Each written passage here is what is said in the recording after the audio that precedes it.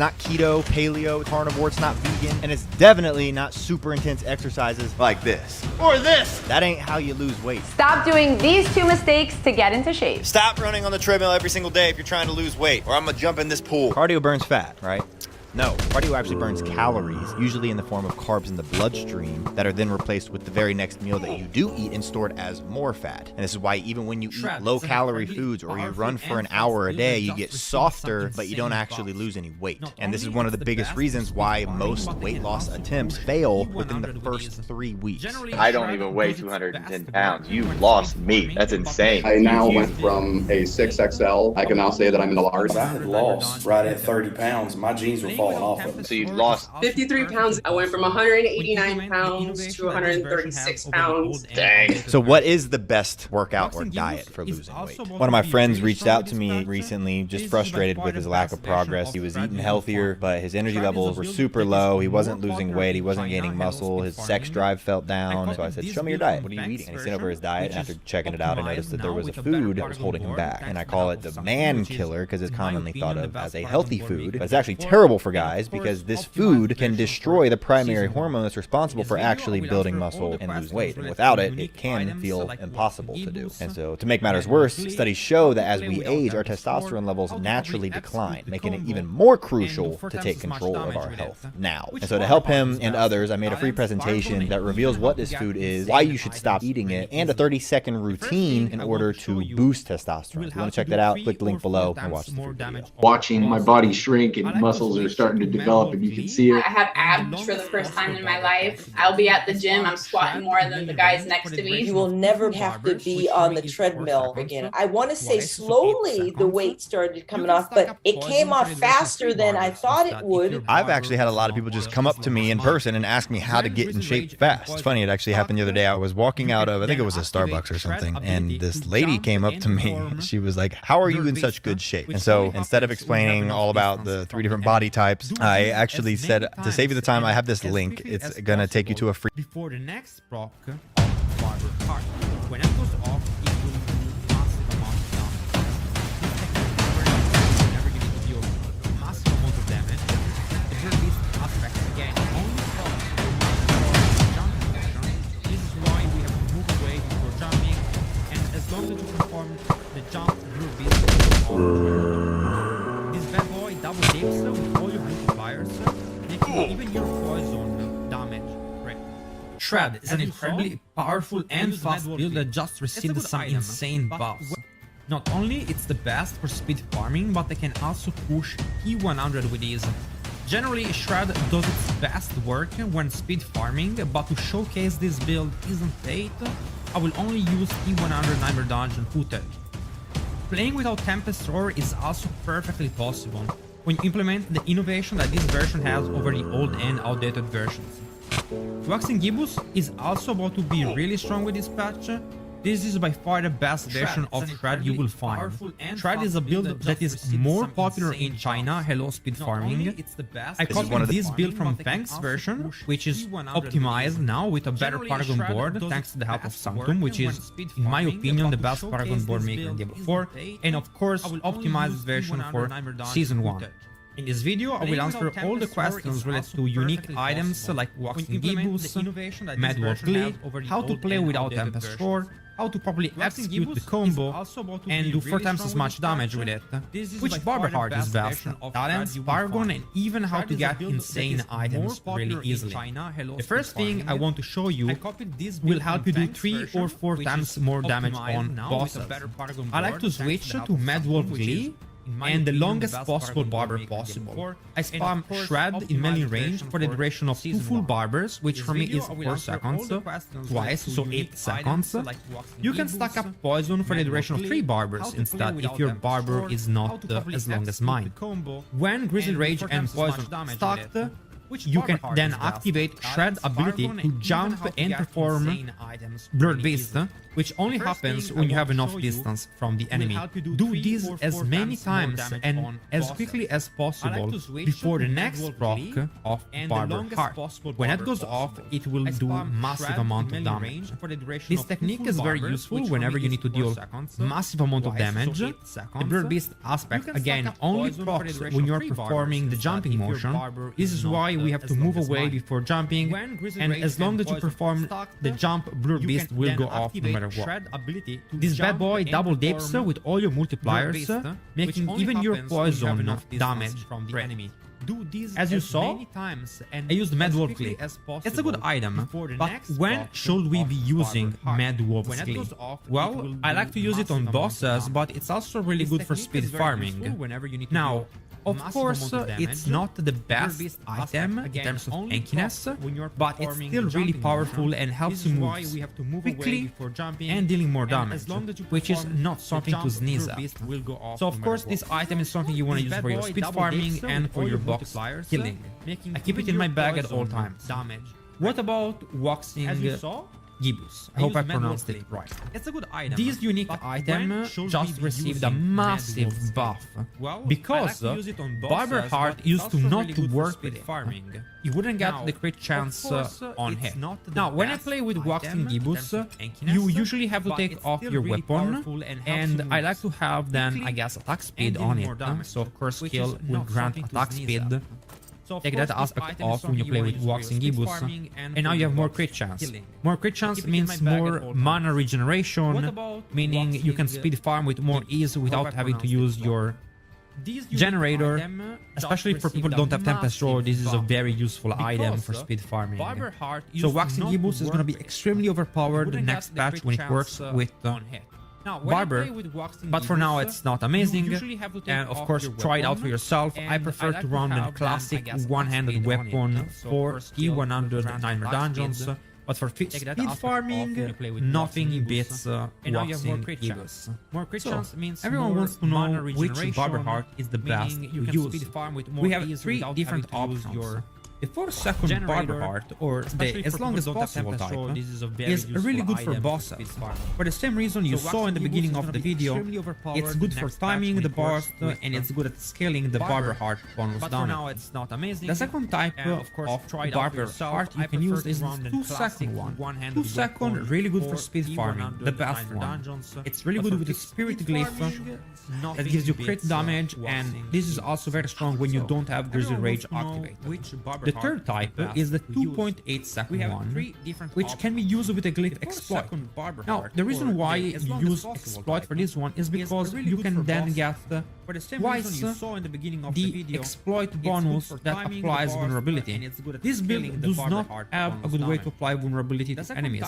So if you have vulnerability on your gear, which I don't advise to have, you would like to use this type of Barber Heart and apply exploit with this. It's good for speed farming, but on bosses you're probably not gonna have any exploit up, making your burst quite a bit weaker.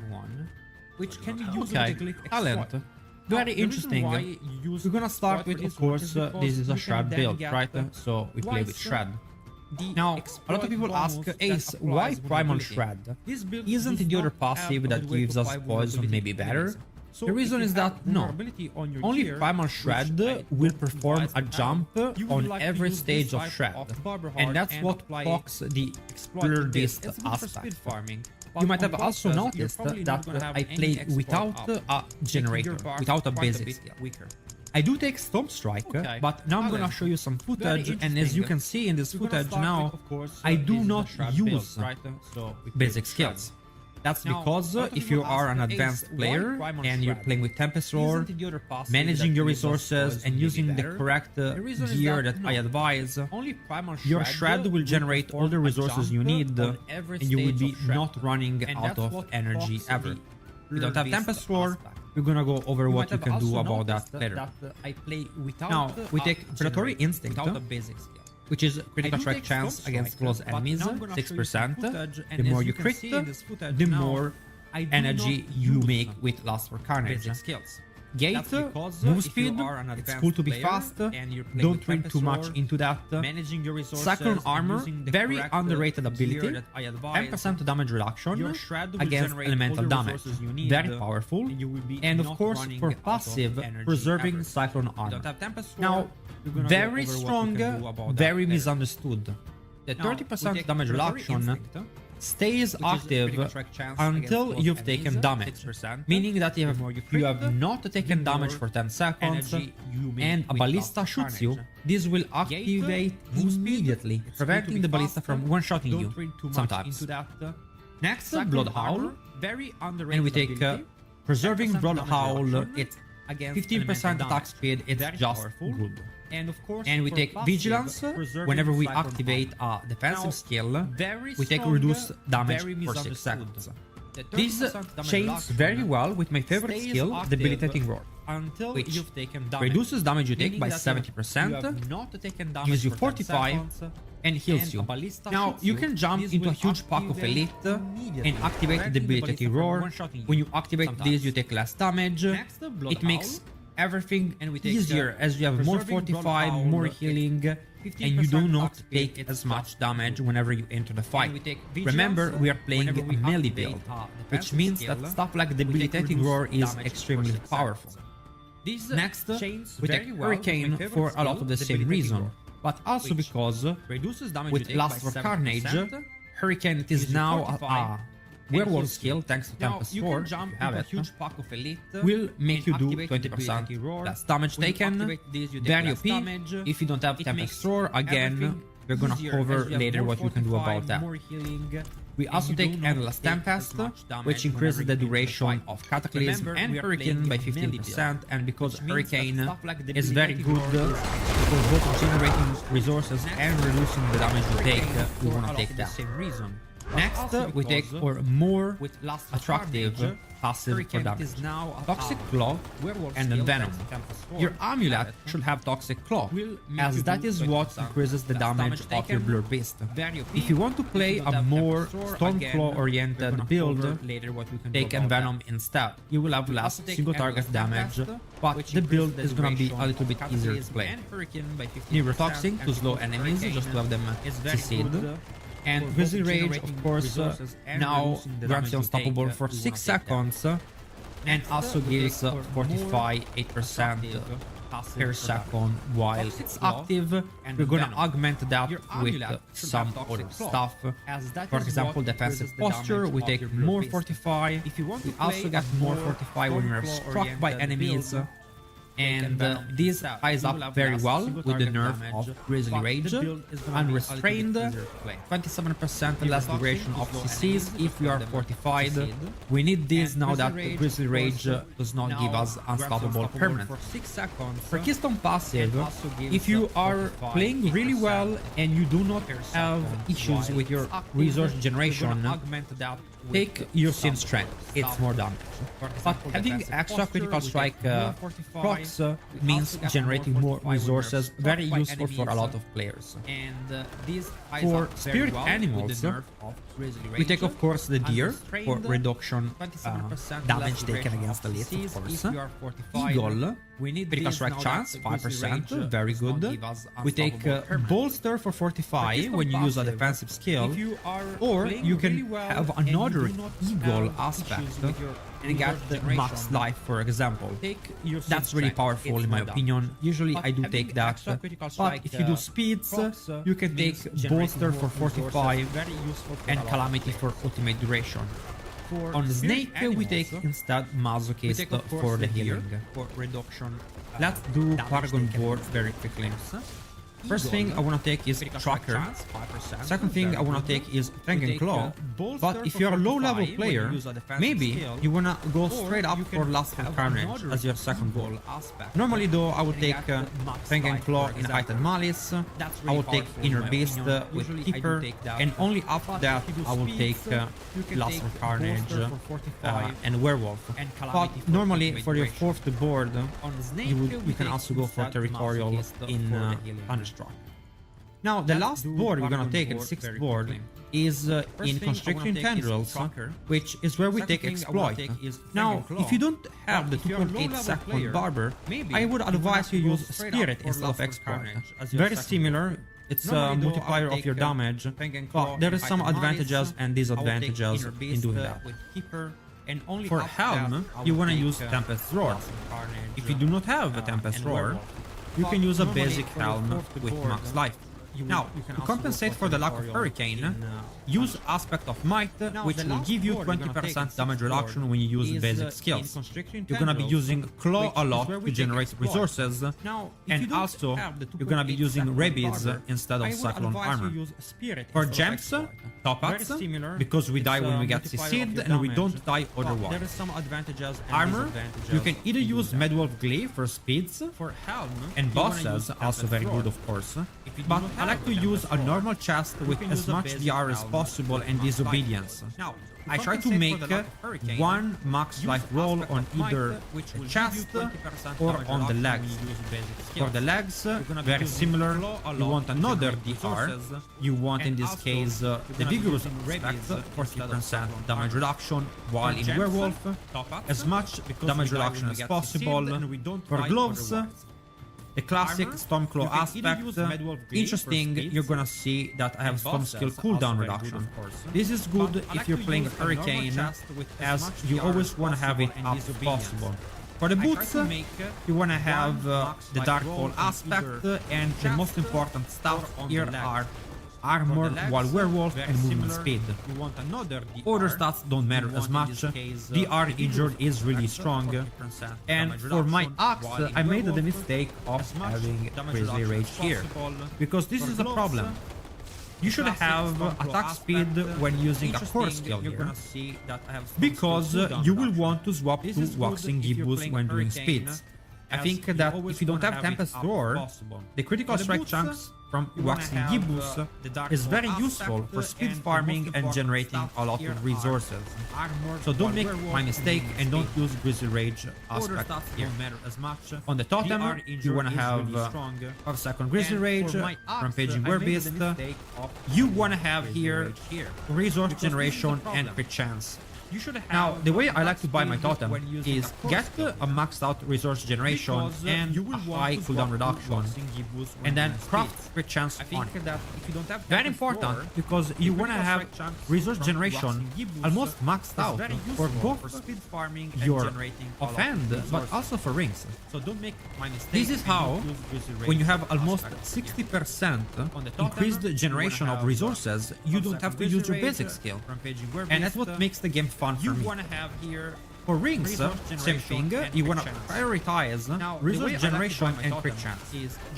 Max life is your also best stat to have, and don't stress into fourth stat.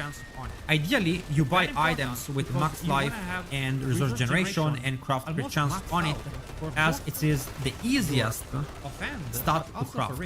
You do the same thing for both rings. Now, if you have a lot of money, you can have vulnerability on rings and play with exploit, otherwise play with spirit.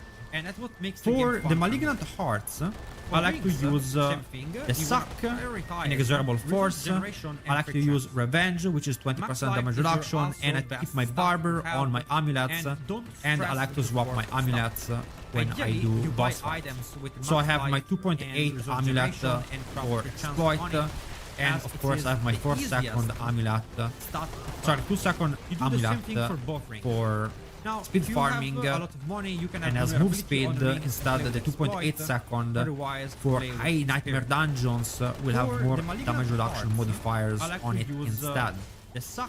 Always have, of course, Blur Beast here. If you prefer, you can have Stormclaw and play a more Stormclaw-oriented build, but you're gonna suffer greatly in single target if you don't play with the Blur Beast aspect. For gems on your weapons, you can run green gems, and it's very good for when Grizzly Rage is not active. I hope you enjoyed the video, and I will see you on the next one. And as move speed instead the 2.8 second for high nightmare dungeons will have more damage reduction modifiers on it instead. Always have, of course, Blur Beast here. If you prefer, you can have Stormclaw. el problema de las vacunas y la delincuencia se va a acabar. Todo va a estar bien.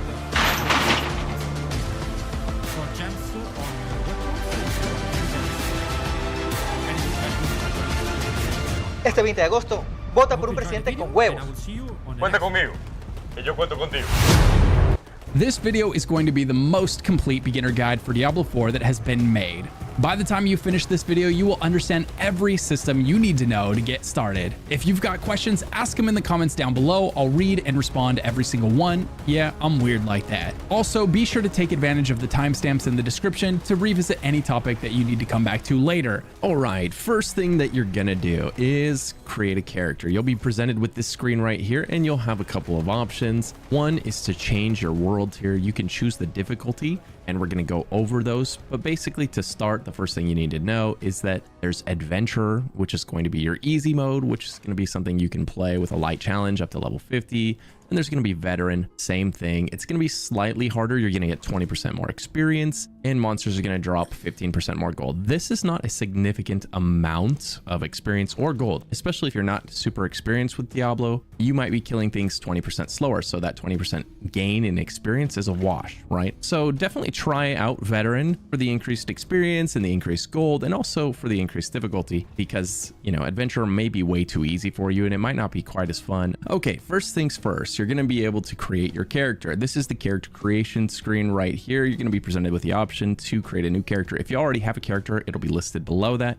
And then if you choose your character and hit start game, it starts the game. So let's go over what creating a new character is like. You're going to be able to choose between the 5 classes presently in the game. You've got your Barbarian, and as it tells you here, it's a powerful warrior who relies on brute force to subdue their enemies. Barbarians are able to swap between an array of powerful weapons during combat, ensuring that they are prepared for any situation. You're going to have Berserking, which is going to channel your inner rage to enter and maintain the Berserking state, increasing your damage and movement speed. Basically, Berserking is a buff that increases your damage by roughly 25%. You have a lot of abilities that give you this buff, and you're going to try to have it up as much as possible because that's a massive damage buff. And then there's some passives that even take that percentage higher later on. You're going to have the ability to bleed enemies, which is just a massive dot that hurts them over time. You're going to have your walking arsenal become a walking arsenal, gaining damage and other bonuses for using various weapons in combat. This means that when you kill something with a weapon, you're going to actually level that weapon up. This is the only class that basically has a level tree for each weapon, where you can level them up and unlock passives. And then when a weapon hits level 10,